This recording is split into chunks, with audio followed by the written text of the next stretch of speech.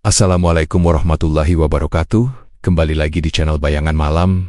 Semoga teman-teman semua dalam keadaan sehat. Sebelum memulai cerita, bagi teman-teman yang belum subscribe, silakan subscribe channel ini dan nyalakan tombol notifikasinya agar tidak ketinggalan cerita dari kami. Jam di tanganku menunjukkan pukul 10 pagi saat motorku merayap pelan di depan sebuah bangunan semi permanen yang berdiri kokoh di ujung perempatan Desa Parung. Sami Untung. Begitu papan kayu di bagian depannya bertuliskan, meski huruf-hurufnya sudah mulai pudar dimakan waktu, tapi wibawa warung ini tetap tak tergantikan bagi warga Desa Girimukti.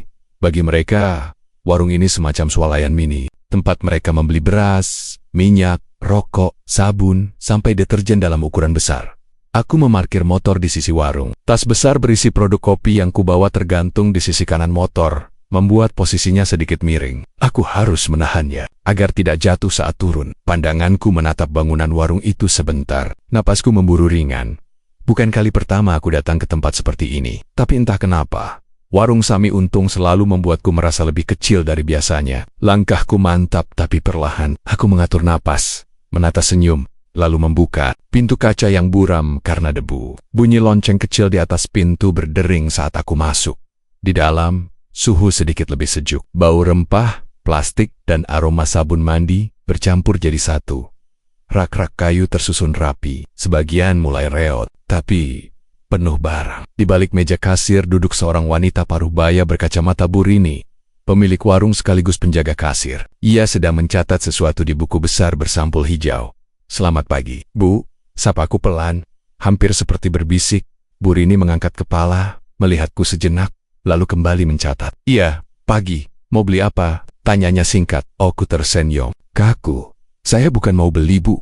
Saya dari PT Nusantara Jaya Mandiri. Mau menawarkan kerjasama untuk menjual kopi." Burini berhenti menulis. Ia meletakkan pulpen, lalu menatapku. Pandangannya tidak bisa dibilang ramah, tapi juga belum sepenuhnya menolak.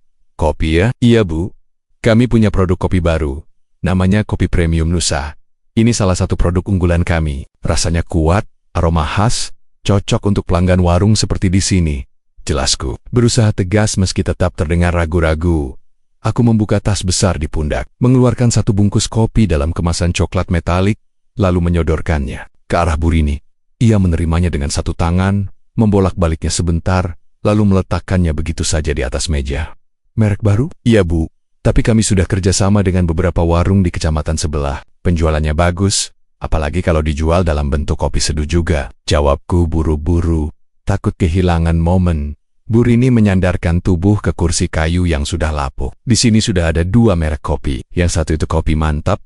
Udah. Dari dulu satunya lagi kopi Satria, baru 2 tahun. Tapi lakunya juga susah. Orang desa itu, Mbak, setianya luar biasa. Kalau sudah cocok satu merek, susah pindah." Aku menggigit bibir. Kalimat seperti itu sudah sering kudengar. Aku tahu tantangannya memang berat, tapi tiap kali mendengar penolakan, rasanya tetap saja seperti goresan di hati. Aku menunduk sebentar, lalu mencoba lagi. "Kami ada promo, Bu. Kalau ambil 5 bungkus pertama, kami kasih harga reseller. Nanti kalau cocok, bisa lanjut ambil dalam partai kecil. Kami juga kasih materi promosi banner dan potongan harga untuk repeat order." Jelasku lebih lancar. Tapi Burini tetap tak menunjukkan ketertarikan. Ia mengambil kacamata yang bertengger di atas kepala, memakainya pelan, lalu menatapku dari balik lensa. "Mbak, ini baru, ya?" Aku mengangguk pelan. "Iya, Bu. Baru 3 bulan jadi sales." Ia mengganggak-gangguk. Entah karena simpati atau karena makin yakin untuk menolak. "Mbak ini orangnya sopan. Tapi maaf ya, saya belum bisa ambil. Barang baru sekarang. Lah wong yang lama aja kadang nggak habis." Aku mencoba tersenyum.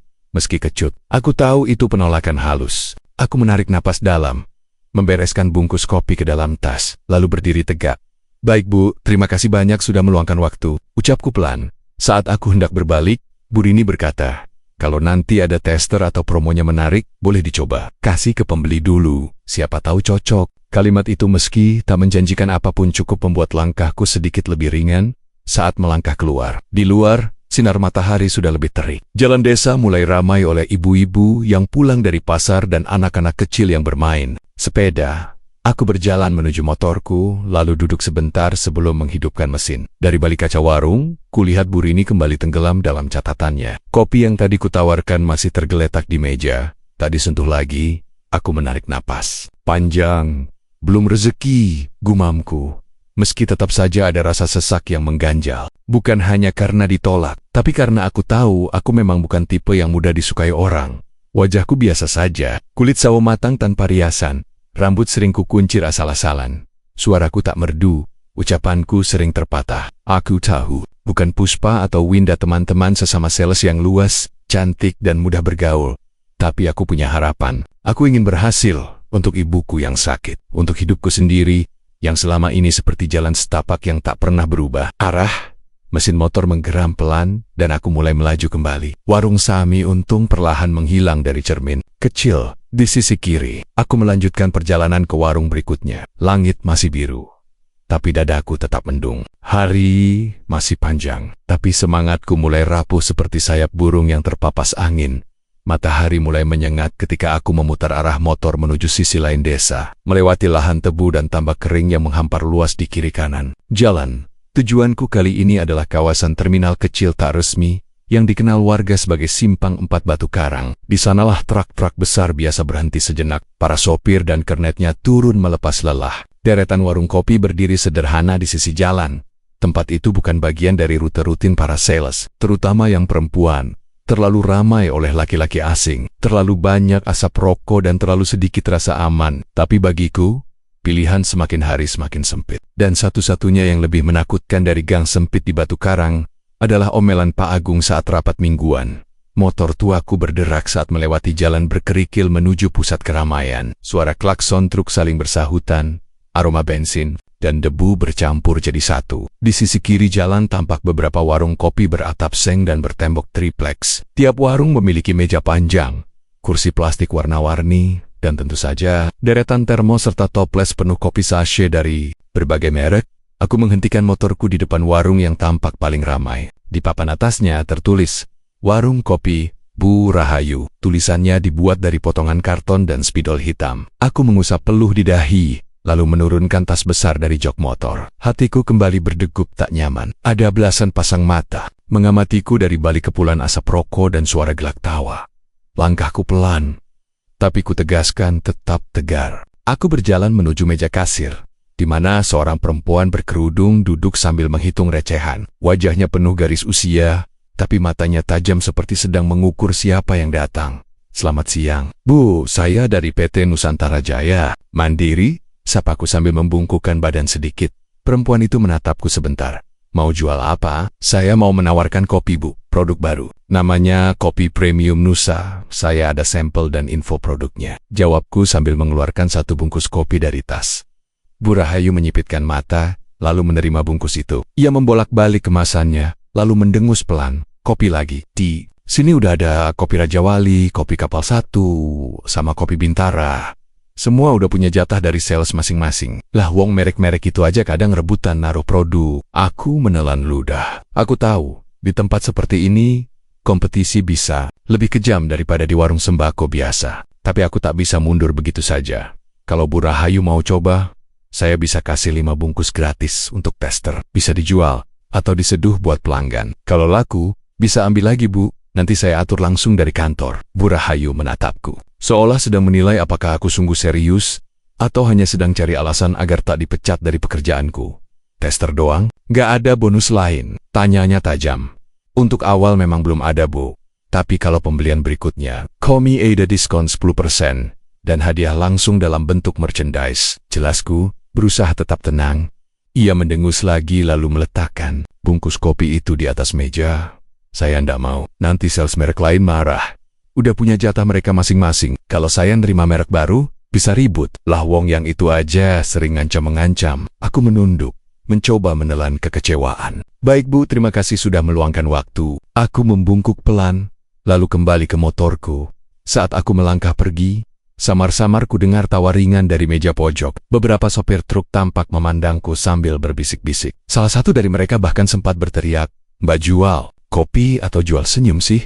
Tawa mereka meledak. Aku pura-pura tidak mendengar. Segera ku tarik napas panjang, naik ke motorku, dan langsung tancap gas menuju warung berikutnya, yang hanya berjarak beberapa meter dari warung pertama.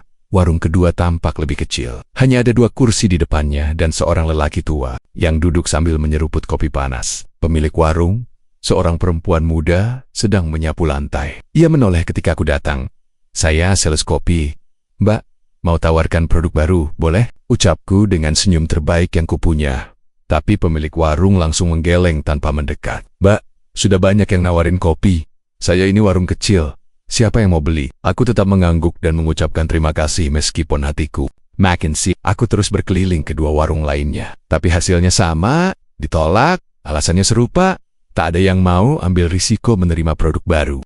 1 jam kemudian aku duduk di atas motor yang mesinnya sudah dingin. Kupindahkan motorku ke bawah pohon asam. Tak jauh dari pangkalan ojek. Angin bertiup pelan, tapi tak cukup mendinginkan hatiku yang sudah panas oleh kelelahan dan penolakan. Tanganku mengusap wajah, lalu kutatap bungkas kopi dalam tasku masih utuh. Belum satu pun berhasil kutitipkan. Harus berapa kali ditolak supaya orang mulai percaya. Kumamku lirih, aku membuka botol minum dari tas, meneguk air sedikit. Lalu menatap ke arah jalan di seberang sana. Seorang penjual gorengan mendorong gerobaknya perlahan. Di belakangnya, asap knalpot truk melengkung naik ke langit. Seperti mengejek segala usahaku hari itu, yang terasa sia-sia. Kutarik napas panjang. Lelah itu nyata, tapi aku belum boleh berhenti. Belum sekarang. Masih ada waktu sebelum sore, sebelum kembali ke kantor dan mendengar suara Pak Agung yang lebih tajam dari peluit truk kontainer. Kuhidupkan lagi mesin motorku. Derak suaranya memenuhi udara berdebu. Seperti tadi, aku kembali melaju, menuju warung berikutnya, dengan harapan yang mulai samar. Tapi tetap ku genggam erat. Hari itu tak ada kopi yang laku. Tapi aku masih berjuang, meski hanya aku sendiri. Yang percaya, aku belum ingin menyerah. Langit mulai menggelap ketika aku memutar motorku ke jalan raya utama, meninggalkan kawasan woreng-woreng di simpang 4 Batu Karang. Udara sore terasa berat, bercampur bau solar, tanah kering, dan sisa keringat di balik kerudungku. Tas besar di belakang jok terasa lebih berat dari biasanya, seolah beban harapan dan kenyataan yang gagal berpadu menjadi satu. Aku tahu sore ini akan sulit. Kantor kecil PT Nusantara Jaya Mandiri terletak di pinggir kota kecamatan. Bangunannya tua, dengan cat mengelupas dan halaman sempit yang digunakan sebagai parkiran para sales. Aku tiba di sana sekitar pukul 5 sore. Beberapa motor rekan kerjaku sudah terparkir rapi. Dari kaca jendela, kulihat bayangan orang-orang yang sedang tertawa, mengobrol santai sambil menikmati teh manis. Mereka pulang membawa senyum dan pesanan, sementara aku hanya membawa kantong yang tak berubah isinya sejak pagi. Dengan langkah perlahan, aku masuk ke dalam ruangan. Aroma kopi sachet Curtis Carbon dan parfum murah menyambutku. Di meja resepsionis, Winda sedang mengecek bon sambil mengunyah permen karet. Ia menoleh sekilas padaku, lalu mengedipkan mata. Pak Agung nyariin kamu dari tadi, Mal, hati-hati. Loh, bisiknya pelan dengan nada geli. Aku menelan ludah, hanya mengangguk, dan langsung menuju ruang belakang, tempat Pak Agung biasa duduk. Suara kipas angin tua terdengar nyaring dari dalam ruangan itu, mengiringi suara pria yang sedang mengomel dari balik pintu yang separuh terbuka. Masuk. Suara Pak Agung terdengar saat aku mengetuk pelan. Aku masuk dengan kepala tertunduk. D8. Balik meja kayu yang penuh tumpukan kertas dan brosur, duduklah Pak Agung laki-laki berperut buncit dengan kemeja pendek yang tak pernah pas ukurannya. Matanya tajam, bibirnya selalu seolah siap memaki siapa saja yang tak sesuai harapannya. Kamu, kemana aja seharian? Tanyanya tanpa basa-basi. Suaranya keras dan menggertak. Saya ke simpang Batu Karang, Pak. Tawarin ke warung kopi di sana, jawabku pelan. Pak Agung menyandarkan tubuh, lalu menyilangkan tangan di dada. Dan hasilnya, belum ada yang mau kerja sama, Pak. Meja kayu itu bergetar saat Pak Agung menepuk permukaannya dengan keras. Lah terus kamu ini kerja apa namanya? Jualan kopi atau jalan-jalan? Tubuhku refleks mundur sedikit. Kaget. Kamu itu udah saya kasih wilayah yang belum dijangkau. Potensinya besar. Tapi kamu malah pulang bawa tangan kosong terus. Kamu pikir bensin kantor itu gratis? Kamu pikir kita ini perusahaan amal? Maaf, Pak. Saya sudah coba. Tapi. Selalu alasan kamu. Lalu ia menunjuk keluar ruangan. Lihat tuh si Puspa.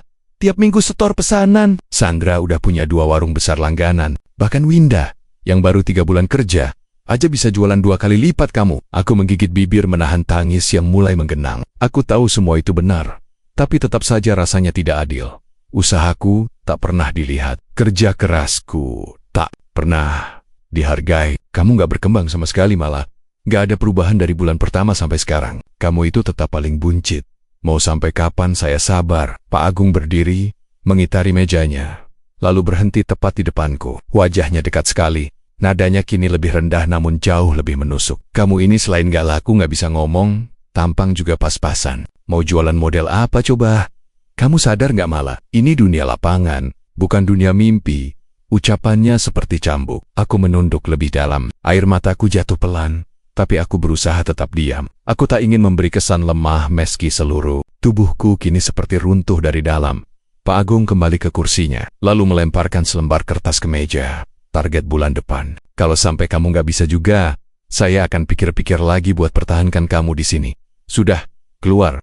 Tak ada lagi kata, tak ada semangat. Aku melangkah keluar ruangan dengan mata sembab.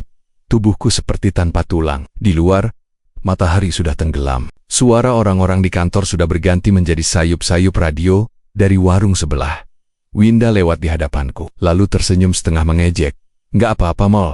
Biasa. Si bos emang mulutnya tajam. Tapi kalau kamu bisa jualan pasti di siang. Kok semangat ya?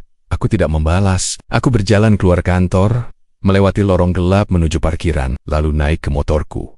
Tanganku bergetar saat menyalakan mesin. Udara malam begitu menusuk. Atau mungkin hanya karena tubuhku sudah lelah, dan jiwaku lebih lelah lagi. Sepanjang jalan pulang, mataku tak lepas dari jalanan. Tapi pikiranku entah kemana. Aku ingat wajah ibu yang tadi pagi masih tersenyum, meski tangannya gemetar saat minum obat. Aku ingat surat tagihan rumah sakit yang diselipkan di bawah bantal. Dan aku ingat betapa satu-satunya harapan keluargaku kini bertumpu padaku gadis, yang bahkan tak bisa menjual satu bungkus kopi hari ini. Saat akhirnya sampai di depan rumah, langit sudah pekat. Rumah kecil berdinding kayu itu berdiri lesu di tengah pekarangan yang gelap. Ayah belum pulang dari ladang. Ibu mungkin sudah tertidur. Aku mematikan mesin motor dan duduk diam beberapa saat. Bulir air mata kembali turun tanpa suara. Kali ini, aku tak mencoba menahannya. Di balik tirai malam dan aroma tanah basah yang mulai turun, aku tahu satu hal dengan pasti. Aku sedang berada di batas. Batas antara harapan dan kenyataan, antara menyerah atau bertahan. Dan saat itulah, untuk pertama kalinya, muncul satu pikiran yang tak pernah kubayangkan sebelumnya bahwa mungkin, untuk bertahan, aku perlu sesuatu yang tidak bisa diberikan oleh pelatihan atau strategi penjualan, mungkin sesuatu yang lebih dari sekadar logika. Hutangku di koperasi desa belum juga lunas. Gaji yang kuterima tiap bulan hanya cukup untuk makan seadanya. Tapi, masalah terbesarku tetap sama. Kopi yang kujual tak laku. Tak satupun warung besar yang mau ambil daganganku. Aku kalah dari Puspa yang cantik dan pandai bicara. Kalah dari Winda yang tahu cara menjilat pemilik warung. Kalah dari Sandra yang katanya sering menjamu pelanggan. Aku hanya punya kesederhanaan dan kerja keras, dua hal yang tampaknya tak cukup di dunia ini.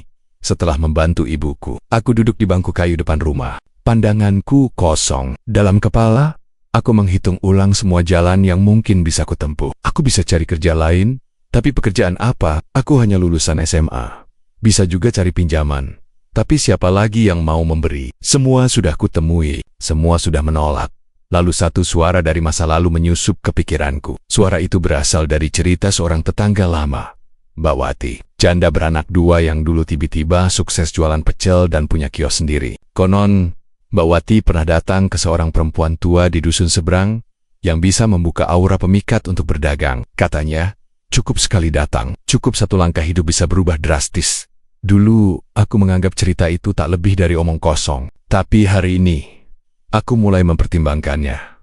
Sore itu, aku naik motorku, menyusuri jalanan kecil yang menembus ladang-ladang jagung menuju dusun Waringin Seto.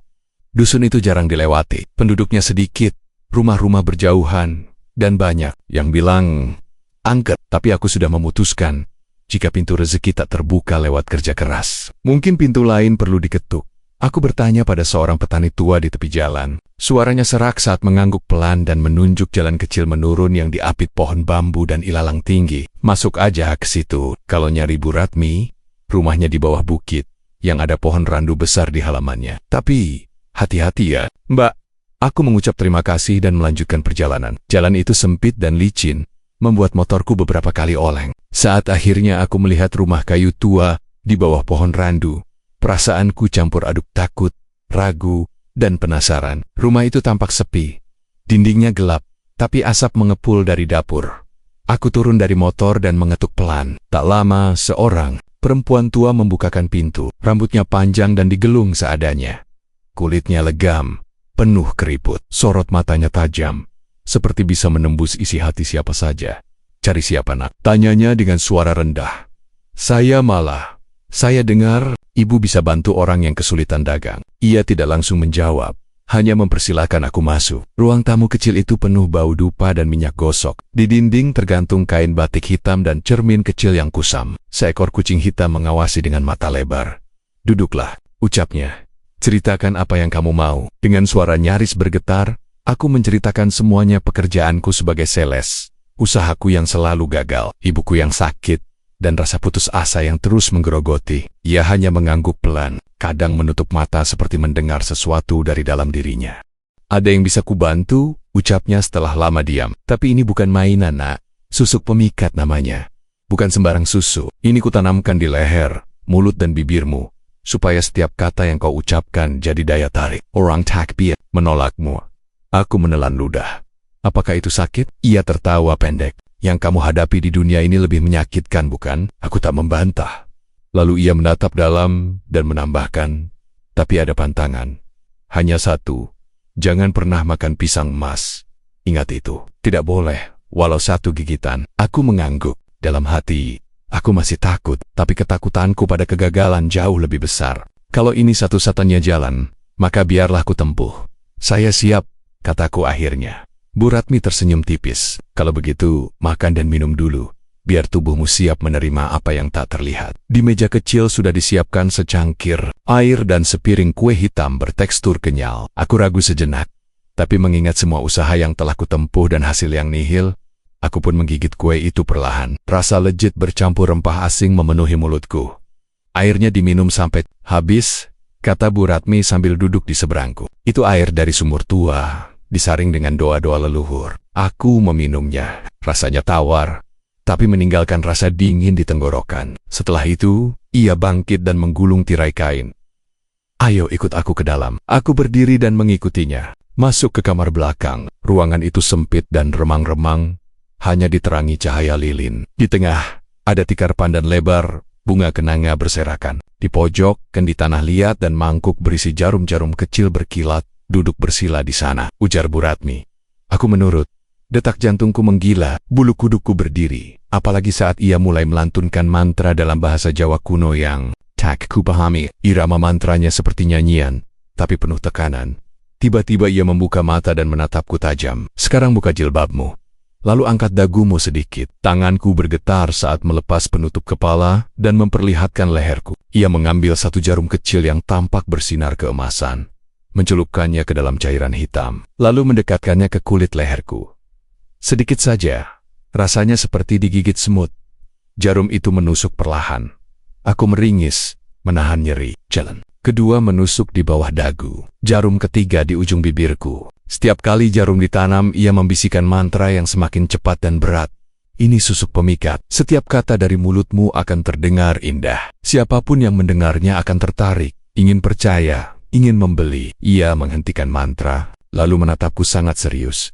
Ingat baik-baik, hanya satu pantangan.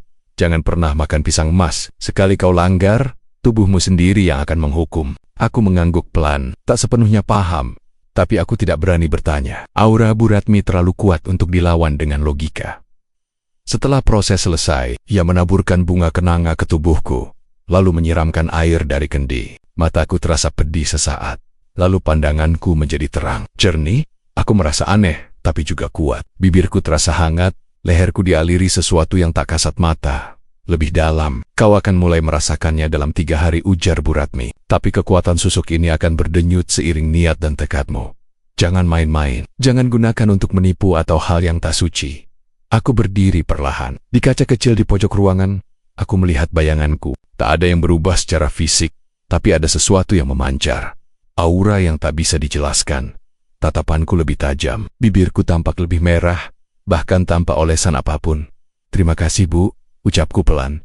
Bu Ratmi hanya mengangguk. Ingat, malah lidah yang menawan bisa jadi anugerah, bisa juga bencana. Semua tergantung bagaimana kau menjaga pantangan itu. Dengan napas sesak namun hati penuh harap, aku meninggalkan rumah itu.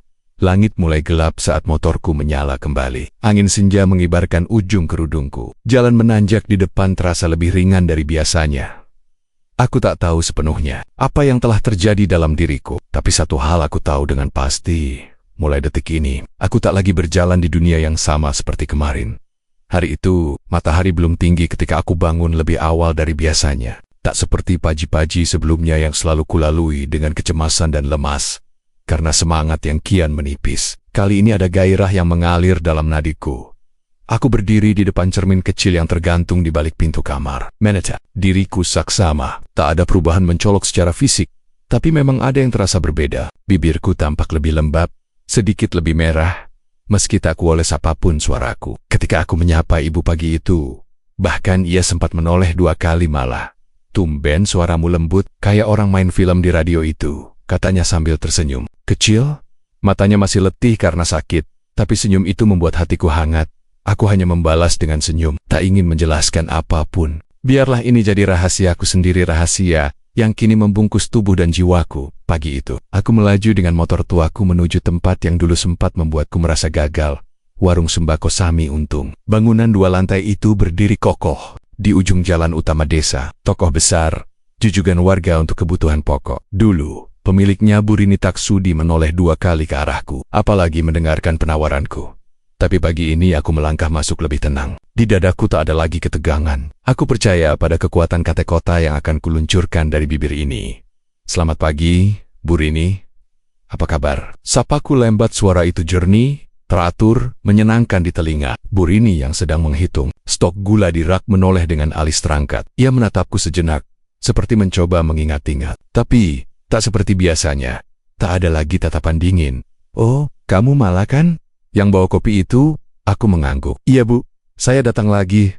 Bukan untuk memaksa, hanya ingin menawarkan sekali lagi. Mungkin Ibu berkenan mencicipi kopi. Kami ada varian baru, rasanya khas. Sekarang banyak pelanggan warung yang sedang mencarinya. Entah kenapa, Bu Rini tidak serta-merta mengusirku seperti dulu. Ia mengambil salah satu bungkus kopi dari tasku, membaca labelnya dengan saksama, lalu mengangguk pelan. Baiklah, saya coba dulu. Ya, kalau memang pelanggan suka, mungkin kita bisa ambil beberapa karton minggu depan. Hatiku melonjak. Tersenyum, menahan diri agar tak melompat kegirangan. Terima kasih banyak. Bu, nanti saya bantu buatkan sampel tester juga untuk pelanggan. Hari itu, aku meninggalkan warung Sami Untung dengan langkah ringan. Dan seperti efek domino yang menakjubkan, kabar tentang kopi yang entah kenapa terasa lebih enak kalau dibeli dari Mbak Mala mulai menyebar perlahan. Minggu demi minggu berlalu, dan penjualanku meningkat drastis. Aku tak lagi harus memohon-mohon agar warung mau bekerja sama. Kini, para pemilik warunglah yang menghubungiku terlebih dahulu. Aku dengar kopi kamu laku keras di warung. Bu Rini, coba kamu datang ke warungku besok ya, kata Pak Arif, pemilik warung kecil dekat terminal. Saat aku berbicara, setiap kataku seperti mengandung sihir. Nada suaraku selalu tepat, lembut, tapi tegas, mengikat. Senyumku tak lagi canggung seperti dulu. Semuanya mengalir alami, seperti sudah tertanam di dalam diriku. Bahkan para sopir truk yang dulu mencibir dan menyuruhku pergi, kini justru menanyakan kopi yang kujual. Beberapa warung bahkan memasang spanduk kecil bertuliskan Torsidia Kopi. Malah, wangi, dan nendang. Di kantor pusat distributor, Pak Agung memandangi laporan penjualan dengan dahi berkerut. Ini serius, penjualan malah naik 3 kali lipat dalam sebulan? Tanyanya dengan nada tak percaya. Salah satu staf mengangguk. Iya Pak, bonusnya bulan ini juga paling tinggi. Dia bahkan menyalip Puspa dan Winda. Pak Agung mengangguk pelan, lalu bersandar di kursinya. Anak itu akhirnya ngerti cara kerja di lapangan. Bonus yang kuterima bulan itu lebih besar dari apapun yang pernah kubayangkan. Uangku kini tak hanya cukup untuk kebutuhan harian, tapi juga bisa kusisihkan untuk pengobatan ibuku. Aku sempat menangis diam-diam di dalam kamar setelah menerima transfer itu. Tangis bahagia, tangis lega. Semua ini terasa seperti keajaiban. Tapi aku tahu, ini bukan sihir murahan. Ini bukan jalan pintas. Ini hasil dari keberanian mengambil langkah yang dulu tak pernah berani kupijak. Dan tentu saja, dari kesediaanku mematuhi satu hal penting. Pantangan yang harus kupegang erat. Jangan pernah makan pisang emas, dan aku bersumpah, aku akan selalu ingat itu. Namun di balik kegembiraan itu, ada rasa waspada yang terus kusimpan. Aku selalu ingat apa yang dikatakan Bu Ratmi, jangan pernah makan pisang emas. Sejak itu, aku sangat berhati-hati. Aku bahkan mulai menghindari gorengan tanpa bertanya lebih dulu pada penjualnya. Aku tahu, Satu kelalaian kecil bisa merusak semuanya. Setiap kali melewati gerai buah yang menjajakan pisang emas matang menguning, aku hanya melirik sekilas dan sepat-sepat menjauh. Lidah dan bibirku yang kini menjadi sumber rezeki terlalu berharga untuk ditukar dengan kelengahan. Malam-malamku masih kuhabiskan dengan memijat kaki ibu, mendengarkan keluhan nyeri ginjalnya, dan membacakan doa-doa pelan. Aku belum berubah menjadi seseorang yang rakus, tapi diam-diam aku tahu diriku sudah bukan lagi Mala yang dulu. Di balik senyumku yang menawan setiap kali menawarkan kopi, tersimpan satu hal yang tak pernah kuucapkan pada siapapun, bahwa bibir dan kata-kataku kini bukan sepenuhnya milikku sendiri. Sudah 2 bulan berturut-turut, aku dinobatkan sebagai sales dengan bonus tertinggi. Namaku tak hanya terpampang di papan pengumuman bulanan kantor, tapi juga mulai jadi bahan omongan di ruang pantry dalam bisik-bisik yang tak selalu bernada pujian. Salah satu yang paling sulit menerima kenyataan itu adalah Puspa. Dia adalah perempuan yang selama ini dikenal sebagai andalan Pak Agung dulu. Dia selalu berada di puncak daftar penjualan. Ia punya relasi kuat, lidah yang pandai melobi, paras yang lebih dari cukup untuk menarik perhatian. Tapi sejak aku muncul dan tiba-tiba melejit bagai roket, semuanya terasa berubah. Puspa tak habis pikir. Baginya, aku bukan siapa-siapa. Dulu, dia bahkan sering melihatku berjalan pulang dengan langkah lunglai, nyaris menangis karena tak mendapatkan satupun pelanggan. Aku, bagi mereka, adalah lambang kegagalan diam-diam yang ditoleransi oleh perusahaan. Astaga, 2 bulan berturut-turut, tanya Winda saat makan siang bersama Puspa. Puspa hanya tersenyum miring. Iya, hebat ya, cepat banget naiknya. Namun senyum itu sudah menjadi geram. Ia mencium sesuatu yang tidak wajar, sesuatu yang tersembunyi, dan Puspa adalah tipe orang yang tidak akan tenang sampai tahu jawabannya. Malam itu, setelah jam kerja, ia sengaja menunda kepulangannya. Ia berdiri di seberang jalan, menyamar sebagai pembeli di kios pulsa pinggir jalan. Matanya tak lepas dari gerbang kantor. Tak lama, aku keluar masih dengan pakaian kerja, tas selempang coklat, dan langkah yang tenang. Wajahku mungkin tak mencolok, tapi entah bagaimana, aku tahu, tampak bersinar. Ia mengikutiku dari kejauhan, menjaga jarak dengan terlatih. Katanya, Puspa pernah pacaran dengan seorang detektif swasta, dan sedikit banyak tahu cara membuntuti orang. Aku menyusuri jalan kecil di belakang perumahan, lalu ke arah pasar malam yang baru buka menjelang maghrib. Langkahku berhenti di depan gerobak gorengan. Puspa bersembunyi di balik tenda penjual mainan anak-anak, pura-pura tertarik pada boneka kelinci. Bang, yang ini pisang apa? Tanyaku pada penjual. Yang digoreng ini pisang nangka, Mbak. Yang kecil-kecil itu, pisang emas, tapi nggak digoreng. Aku mengangguk, memesan 3 gorengan sambil memastikan lagi. Pisang goreng ini pisang nangka ya? Iya, nangka. Setelah membayar, aku melangkah pergi, perlahan menggigit gorengan hangat itu. Puspa tetap di tempatnya, diam, namun matanya berbinar. Hatinya berdetak lebih cepat. Apa yang barusan kulakukan terlalu spesifik untuk dianggap. Kebetulan, besoknya di kantor, katanya Puspa tak bisa diam. Ia menghabiskan waktu senggangnya dengan berselancar di ponsel, mencari informasi tentang susuk pemikat. Katanya, dia mengetik kata kunci seperti susuk pemikat bibir, susuk penjualan laris, pantangan susuk pemikat. Beberapa artikel menyebut hal serupa, pisang mas, minyak kelapa, air bunga 7 rupa, tapi pisang mas adalah yang paling sering disebut.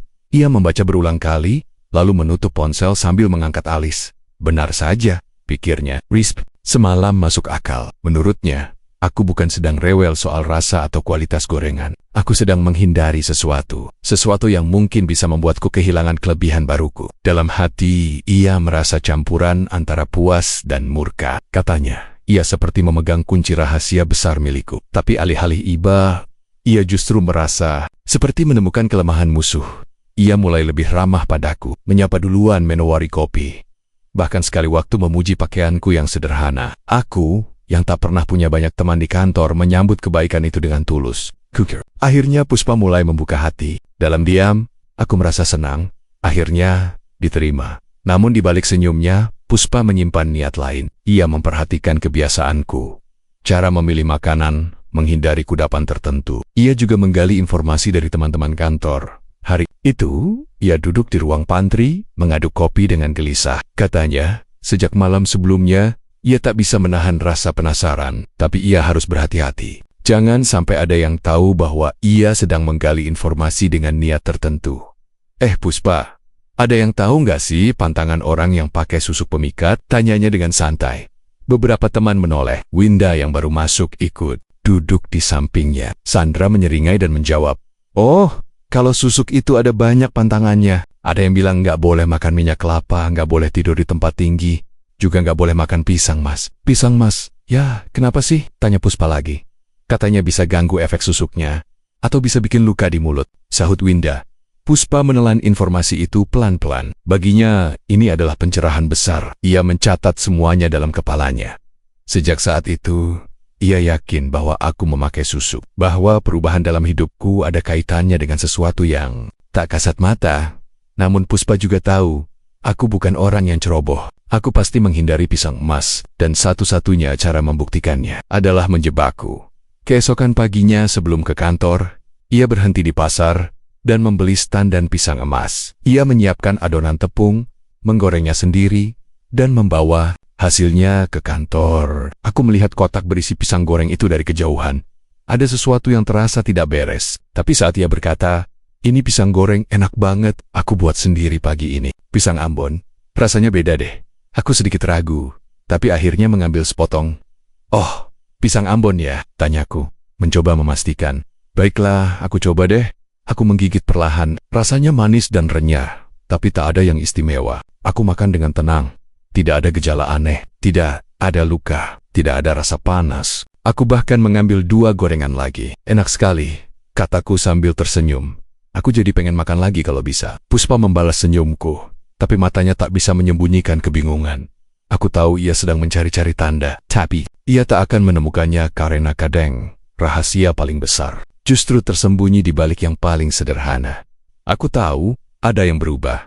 Puspa mulai bersikap aneh, bingung dan cemas. Dia mungkin tak mengatakannya, tapi aku tahu dia tengah mencoba mencari tahu apa yang terjadi padaku. Sesuatu dalam diriku memang telah berubah, dan aku yakin Puspa merasakannya. Apakah dia curiga aku memakai susuk? Mungkin, tapi bisa jadi dia menduga ada sesuatu yang lebih besar lagi yang kusembunyikan. Aku bisa merasakan kecurigaannya mengendap-endap, seperti jerat yang dayam-dayum melingkari lehernya sendiri.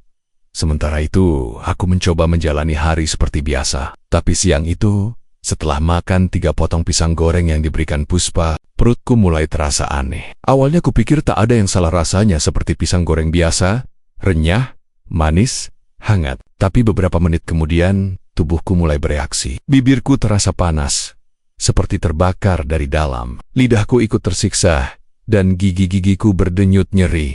Aku panik. Bibir bawahku mulai membengkak, lalu melepuh. Cairan kental seperti nanah merembes keluar. Rasa perihnya luar biasa. Aku mengusap bibirku dengan telapak tangan, tapi justru menyadari betapa parah kondisiku. Aku menatap cermin kecil di mejaku, dan wajah pucatku kembali menatap dengan pandangan ngeri. Aku tidak harus berbuat apa, Puspa? Dia memberi pisang goreng itu. Apakah dia tahu sesuatu? Apakah ini ada hubungannya dengan susuk? Aku menyebut namanya dengan suara gemetar, Puspa. Tapi tak ada yang datang menolong. Rasa sakit menyebar, napasku seperti terbakar, dan darah mulai menetes dari luka-luka di bibirku. Aku merasa hancur, seakan-akan tubuh ini tak lagi milikku. Dengan langkah gontai dan putus asa, aku berlari keluar dari kantor. Semua mata memandangku dengan tatapan ngeri. Tapi aku tak peduli, aku hanya ingin menjauh dari semuanya. Aku terus berlari tanpa arah, hanya ingin menjauh dari rasa malu dan sakit yang melilit jiwa dan tubuhku. Entah bagaimana, kakiku membawaku ke tepi sungai besar. Di sana aku berdiri, gemetar, tubuhku lemah. Air sungai mengalir deras di bawah sana. Tenang, namun penuh kekuatan. Aku menatap ke permukaannya dan bertanya pada diriku sendiri.